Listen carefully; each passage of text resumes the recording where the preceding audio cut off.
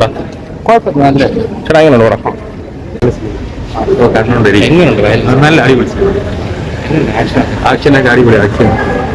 എല്ലാവരുടെ അഭിനയമൊക്കെ എങ്ങനെയുണ്ട്? അഭിനയമൊക്കെ അടിപൊളിയാണ്, അടിപൊളി നല്ല. അത് കാണുമ്പോൾ തന്നെ ഒരു ത്രില്ലാണ്. മാർക്കോ അടിപൊളി ആക്ഷൻ സൂപ്പറായിട്ട് മക്കളും കാണണം. ആക്ഷൻ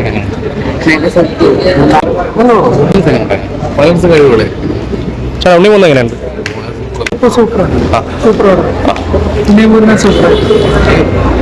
സൂപ്പറായിട്ട് നല്ല ആക്ഷൻ പറഞ്ഞു. നല്ലൊരു ഇംഗ്ലീഷ് സ്റ്റൈലുള്ള ഒരു മൂവിയാണ്.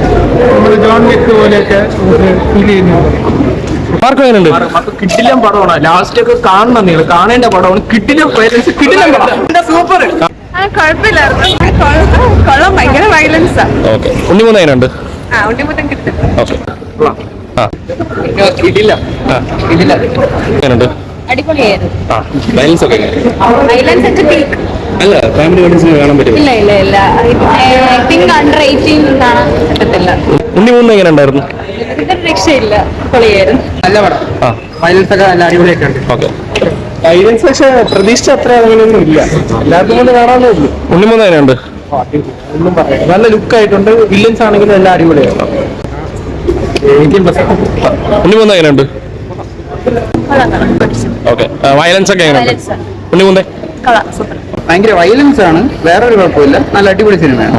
ഫാമിലിക്ക് പറ്റിയ ഒരു ഫിലിമല്ല, പക്ഷെ അടിപൊളി സിനിമയാണ്. പക്ഷേ ഇല്ല, അടിച്ചു പൊളിച്ച് അത്രയ്ക്ക് വയലൻസ് ആണ്. ഫൈറ്റ് മാത്രം. ഓക്കെ.